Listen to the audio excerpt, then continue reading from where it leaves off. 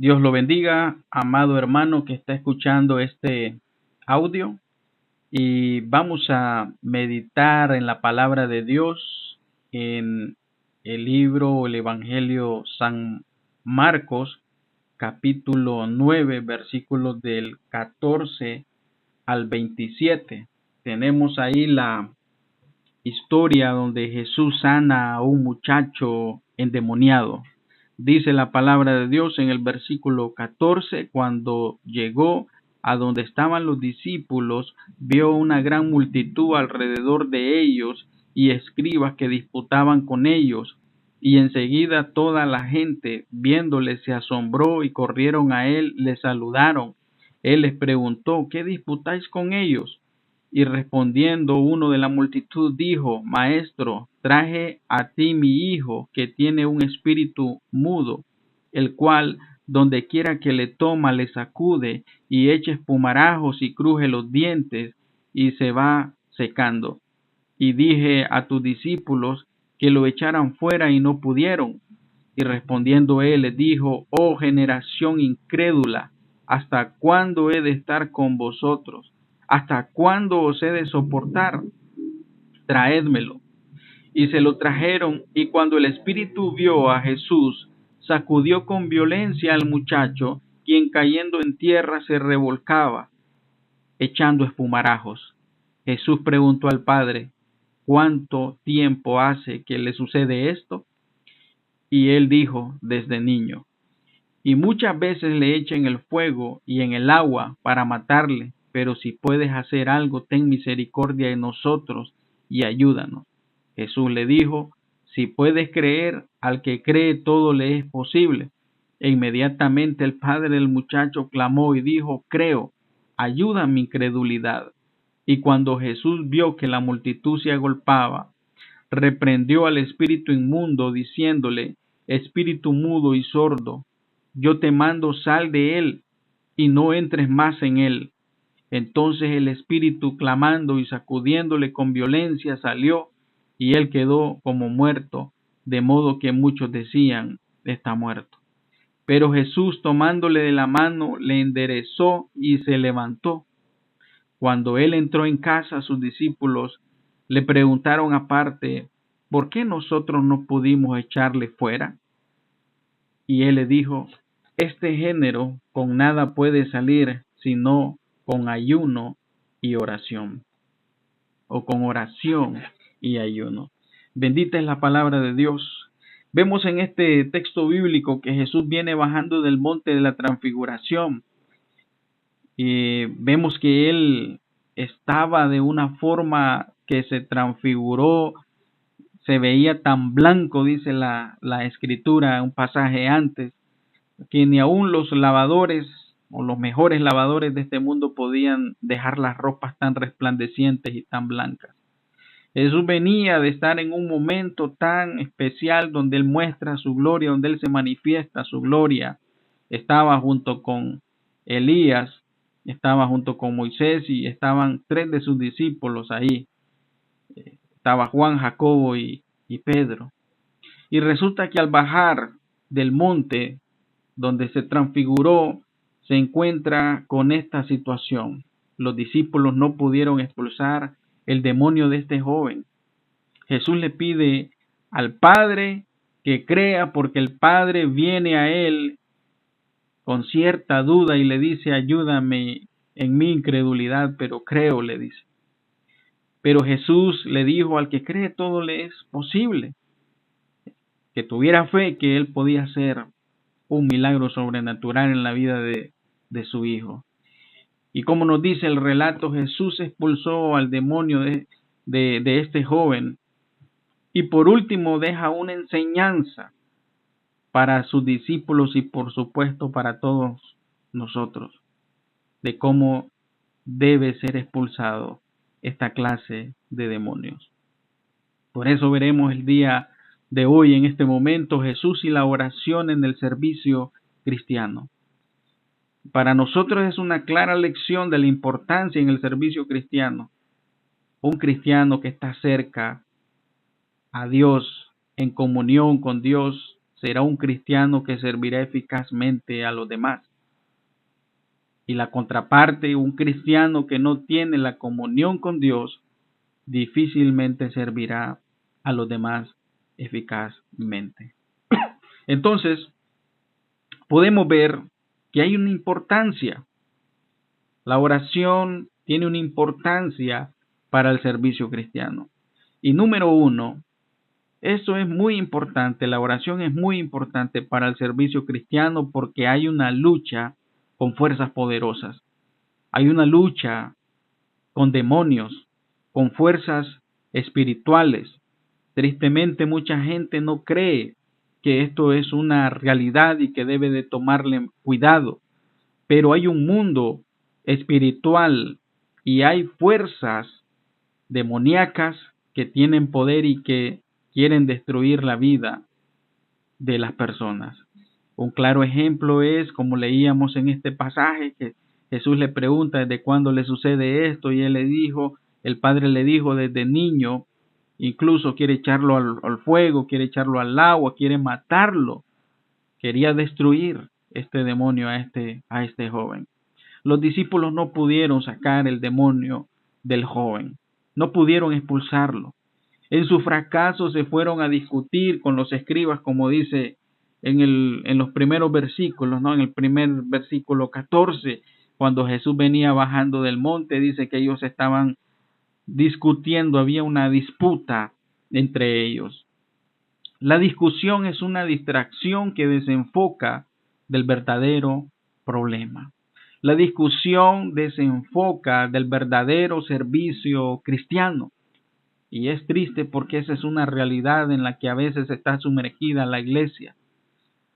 Porque la iglesia en general a veces está sumergida en discusiones que a veces no son de edificación para la misma iglesia. Y la gente se va perdiendo. Y la gente va rumbo al infierno. Y la gente va en un despeñadero, rumbo al fracaso, rumbo a la condenación eterna. Los discípulos, tristemente en esta ocasión, se enfocaron en la disputa con los escribas. Los discípulos ya habían anteriormente, cuando Jesús los mandó a ellos a predicar, les dio la autoridad de predicar el evangelio, de sanar a muchas personas, de echar fuera a muchos demonios, pero en esta ocasión no pudieron. No se dice exactamente qué estaban discutiendo, pero ellos estaban desenfocados en el verdadero problema.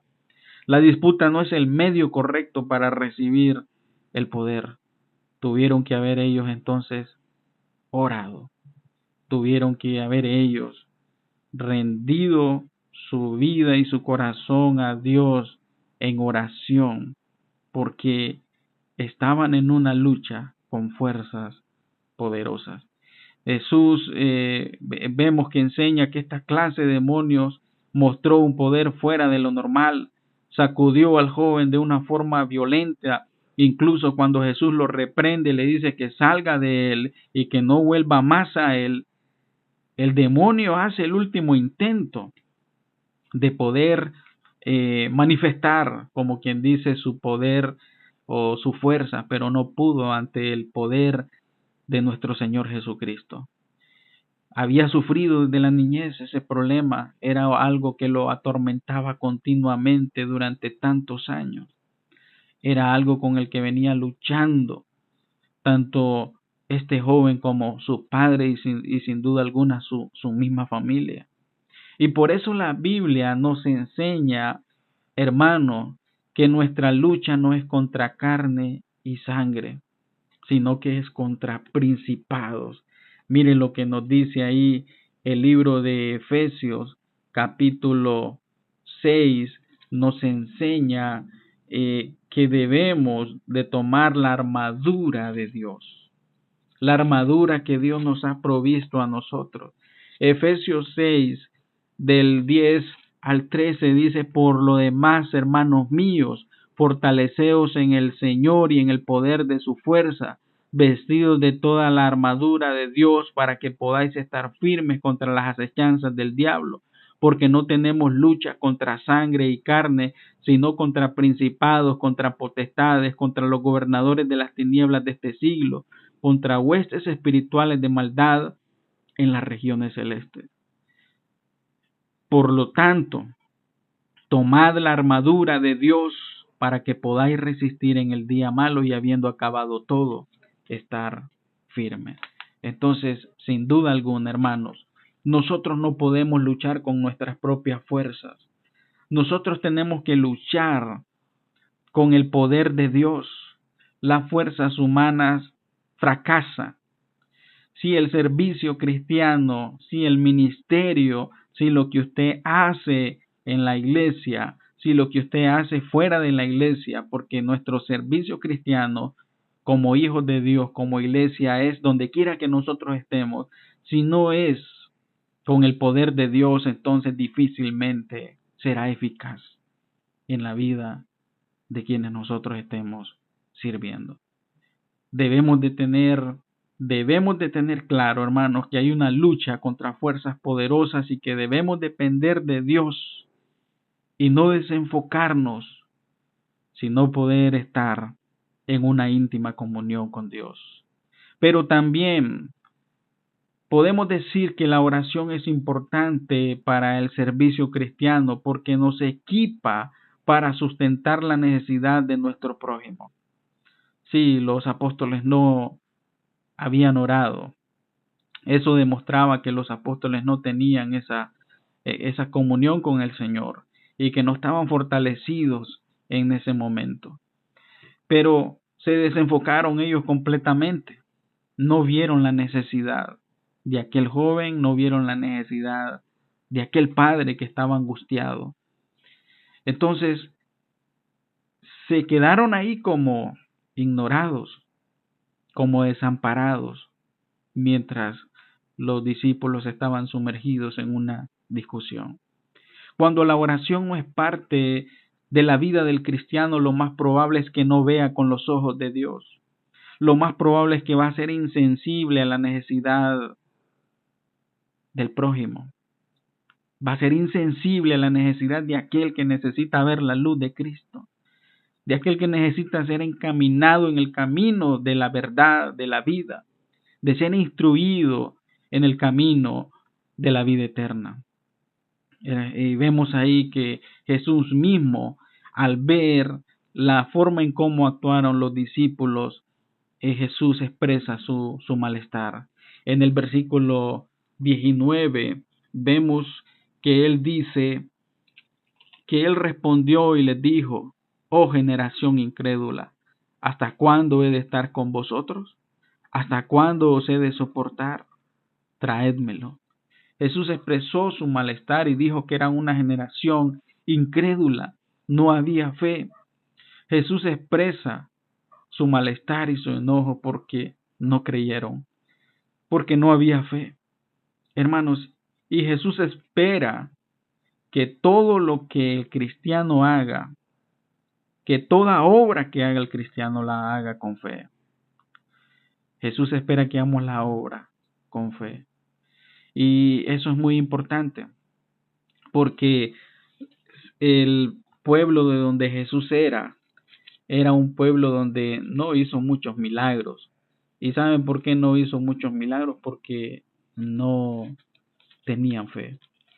Si buscamos en Marcos capítulo 6, versículos 5 y 6, nos encontramos con esto. Dice que y no pudo hacer ahí ningún milagro, salvo que sanó a unos pocos enfermos poniendo sobre ellos las manos, y estaba asombrado de la incredulidad de ellos y recorría las aldeas de alrededor enseñando. Es triste porque no hay fe. Hermano, no hay fe. Este mundo no tiene fe. Este mundo está en tantas cosas de esta vida que no tiene tiempo y no le interesa realmente el dador de la vida. Hermano, qué tremendo. Y una de las maneras en cómo nosotros, hermanos, mostramos fe es orando. Si tú oras es porque tienes fe. Si tú vives una vida de oración, tú tienes fe. Si tú oras todos los días delante del Señor, tú tienes fe. Pero si tú no oras, tú no tienes fe. Si tú oras solo cuando vas a la iglesia los domingos o los sábados y de lunes a viernes te olvidas completamente de hablar con Dios, no tienes fe. Quien ora es porque tiene fe. Quien tiene fe es porque ora. Y Jesús desea que nosotros tengamos fe, ¿verdad? Y lo dice. Le dice al padre que está angustiado, le dice que en el versículo 23 Jesús le dijo, si puedes creer, al que cree todo le es posible. Y eso no significa, obviamente, que tu fe va a torcer la voluntad de Dios o lo que Dios ya tiene establecido. No, no es eso. Pero tú demuestras que lo que Dios te va a dar y lo que Dios tiene establecido es lo mejor. Es lo mejor. Fe en Él. Pero también, hermanos, como punto número 3, ¿por qué la oración es importante para el servicio cristiano? Porque es el medio para recibir poder de Dios. Y en esa última escena de esta enseñanza, ¿no? Cuando Jesús expulsó el demonio de este muchacho, dicen que cuando iban a la casa, los discípulos le preguntan a Jesús, ¿por qué no pudimos nosotros hacerlo?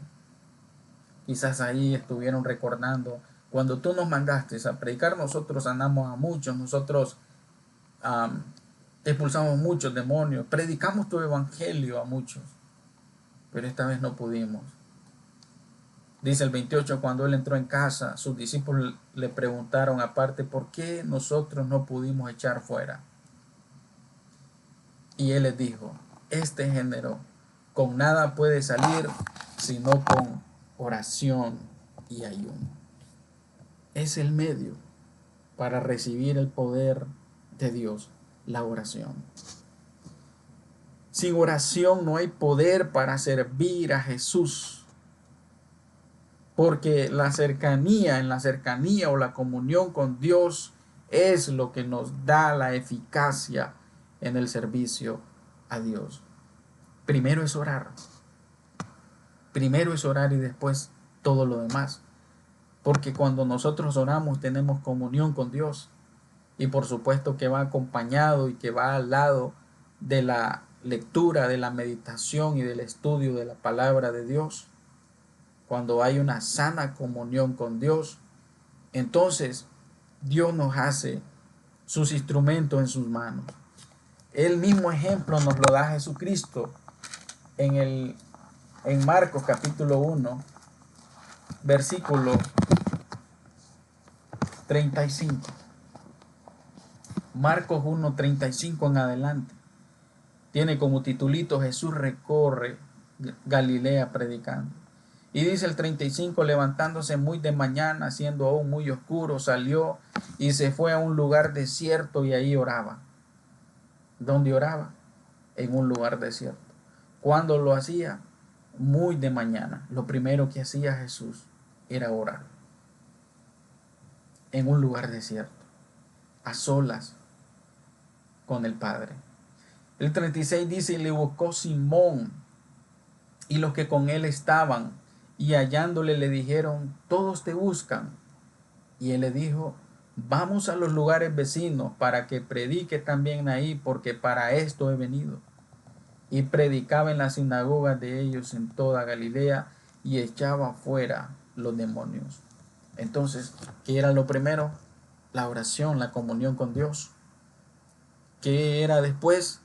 Predicaba el evangelio, servía a los demás, echaba fuera a los demonios y podía servir y bendecir a las personas. A veces hay cristianos que quieren hacerlo al revés. que primero quieren hacer grandes obras para Dios, pero su comunión con Dios está pobre. Su comunión con el Señor está débil. No hay oración, no hay meditación, lectura de la palabra de Dios. ¿Cómo van a tener el poder de servir a Dios? Pero tenemos que volver al ejemplo de nuestro Señor Jesucristo. Si siendo Dios lo hizo, nosotros como hombres necesitamos depender aún más de Él. La oración no es torcer el brazo del Señor, sino que depender de lo que Él hará es lo mejor. Es lo mejor. Es depender en Él. Es decirle, Señor, acudimos a ti, clamamos a ti, necesitamos de ti, pero nunca acercarnos tampoco delante del Señor a ordenarle o algo por el estilo, sino que debemos de decirle al Señor, dependemos de ti, clamamos a ti. Debemos de darnos cuenta que no necesitamos de mejores técnicas, lo que necesita es más oración, porque hay mucha gente que piensa que debe de aprender más y más, y a veces no termina de aprender más y más y nunca se siente lista, ¿sí? Nunca va a estar listo a un 100%, pero lo que necesitamos sí es oración, más allá de mejores técnicas o recursos que nosotros pensemos que necesitamos, ¿verdad? Debemos de orar, debemos perseverar en la oración, debemos de perseverar, dice el apóstol Pablo, con acción de gracia. Debe ser algo que debe ser continuo, debe ser algo constante. La oración es algo que es una comunión con el Señor. Estamos comunicándonos, estamos teniendo comunión con Él, estamos caminando con el Señor. La oración, el apóstol Pablo, un gran hombre que evangelizó prácticamente el mundo conocido en aquel entonces, en gran parte, era un hombre que decía, oren por mí. Era un hombre que vemos en las cartas que él escribe a las iglesias del Nuevo Testamento, y él ora constantemente por estas iglesias y por sus hermanos. La oración era parte vital de este hombre que fue usado por Dios. Dice Efesios 6, del 18 en adelante, orando en todo tiempo con toda oración y súplica en el Espíritu, y velando en ello con toda perseverancia y súplica por todos los santos y por mí, a fin de que al abrir mi boca me sea dada palabra para dar a conocer con denuedo el ministerio del Evangelio, por el cual soy embajador en cadena, que con denuedo hablé de él como debo de hablar. Orando, dice, en todo tiempo, con toda oración y súplica, porque debemos de suplicar y debemos de rogar delante del Señor, velando en ella, siendo vigilantes de esta oración, perseverando, y vuelve a mencionar en el versículo 18, súplica por todos los santos, por todos los hermanos, por todos los cristianos y por todas aquellas personas a las cuales en aquel entonces el apóstol Pablo les predicó el Evangelio. Eso necesitamos, la oración. Es el medio para recibir el poder de Dios. La oración es algo que se hace continuamente, no solo cuando tienes una emergencia, no solamente cuando estás en apuros. Sí, cuando estés en apuros, en una emergencia, en una situación de dolor, por supuesto, busca y acude a Dios, pero también es en momentos de abundancia, en momentos de paz, en momentos de tranquilidad, en momentos de bonanza. Y eso se llama disciplina. Y esa es la disciplina más descuidada del cristiano, la oración. Separados de Él nosotros no podemos hacer absolutamente nada. Para que el servicio cristiano sea efectivo es necesaria una vida de oración. Porque nuestra lucha no es con fuerzas humanas, es con fuerzas oscuras y poderosas, como lo leíamos en Efesios 6:10. Porque también hay necesidades que las personas tienen que solo con el poder de Dios pueden ser sustentadas. Y porque es por medio de la oración que el cristiano recibe el poder para ser usado y para ser un instrumento en sus manos. Entonces la pregunta es, ¿cómo está tu vida de oración? ¿Es la oración una gracia olvidada en tu vida? Un medio de gracia olvidado. Dios te ha proveído, Dios nos ha proveído de ese medio de gracia, de la oración, para que nos acerquemos a Él. O eres un cristiano que ora con Dios todos los días, sigue constantemente, no desmayes, hazlo siempre, ve por esa dirección, ese es el camino correcto. Un cristiano que ora todos los días es un cristiano fuerte, pero un cristiano que es inconstante en su tiempo de oración es un cristiano débil, que está moribundo. Y tenga mucho cuidado, porque dice la palabra de Dios que Satanás anda como león rugiente buscando a quien devorar. Por tanto, sed sobrios, debemos ser sobrios. Y cuando tú oras y cuando tú estás en comunión con Dios, entonces tú puedes ver con los ojos de Dios como Dios quiere que tú veas. ¿Qué clase de cristiano quieres ser? ¿Qué harás hoy para que tu vida de oración sea constante? En este momento, ponte a orar. Ora a Dios y decide que ahora serás un cristiano que va a tener constancia en la oración, que orarás todos los días, que estarás en comunión con Dios. Y de esa manera, que Dios te pueda usar como un instrumento en sus manos. Dios te bendiga.